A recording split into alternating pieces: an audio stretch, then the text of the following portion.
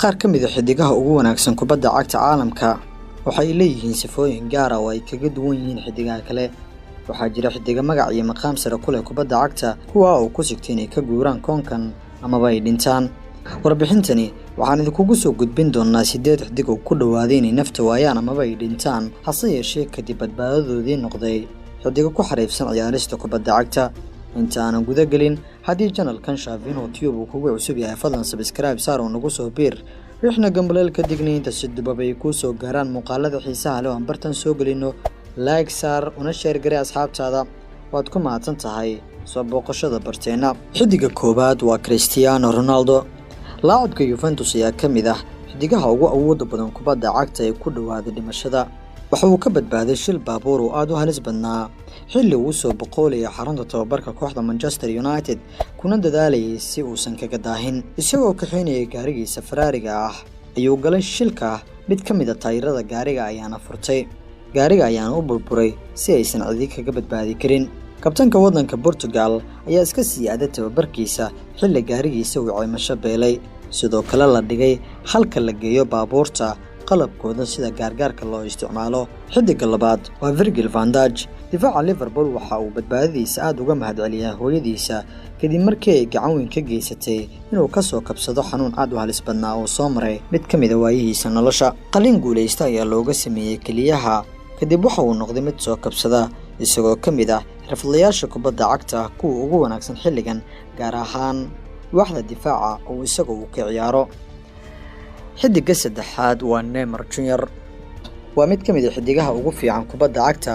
waxa uu si gaar ah u leeyahay xirfad goosma ah oo aysan jirin cid istaajin karta, balse Braziliankan ma uusan noqon lahayn mid nasiib madadaaliya haddii uusan ka badbaadi lahayn shil baabuur oo ay galeen qoskiisa. xilligaasi Neymar waxa uu ahaa cunug yar oo 4 bilood jira, waxaana aabihiisa laga wariyay inay heli waayeen markii uu shilku dhacay, isla markaana ay ka quusteen cunugooda. balse dadkii u yimid goobta si ay u badbaadiyaan dadka gala shilka ayaa ka helay kuraasta dambe ee gaariga xilli uu dhiig badan ka daadanayay yareenka reer Brazil oo markaasi aad u daayaraa. ninka afraad waa Kaká.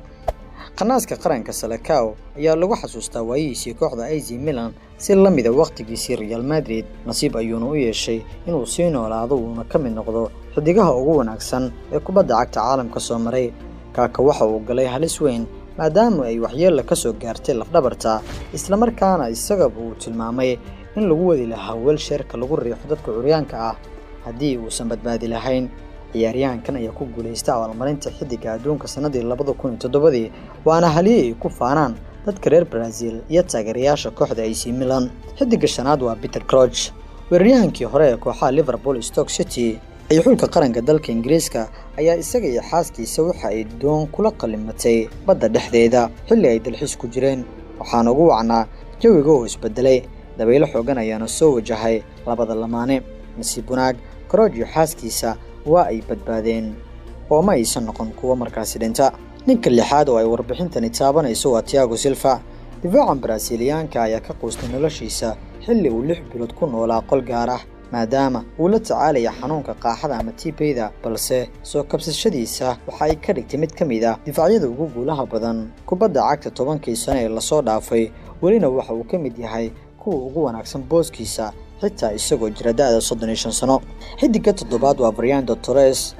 goolaalihii hore ee xulka qaranka dalka Spain iyo kooxo dhowr ah oo ka dhisan qaarduwanta Yurub ayaa ka mid ah xidigaha ugu nasiibka badan dunida, kuwaas oo ka badbaaday xaalado khatar ah oo inta badan dhimasho sabab u noqda. waxa ay madaxa isku dhufsadeen ciyaaryahan ka soo horjeeda xilli uu matalayay kooxda Atletico Madrid waayihiisii labaad, balse Fernando Torres ayaa dhulka ugu soo dhacay si aan miisaan lahayn oo weliba awood ay ka muuqato.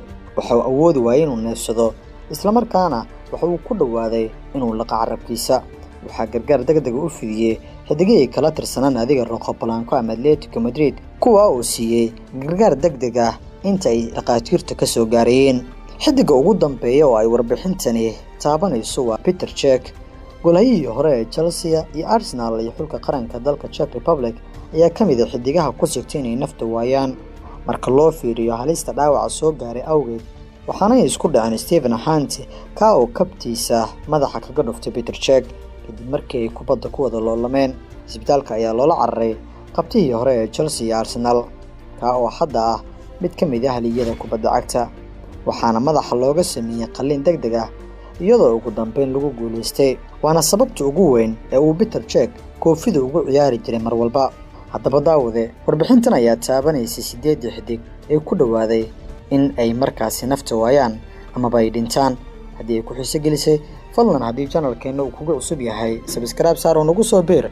Riixna gambaleelka digniinta si durbaba ay ku soo gaaraan muuqaalada xiisaha leh oo aan bartan soo gelino. Like saar una share gari asxaabtaada. Waad ku mahadsan tahay soo booqashada barteena.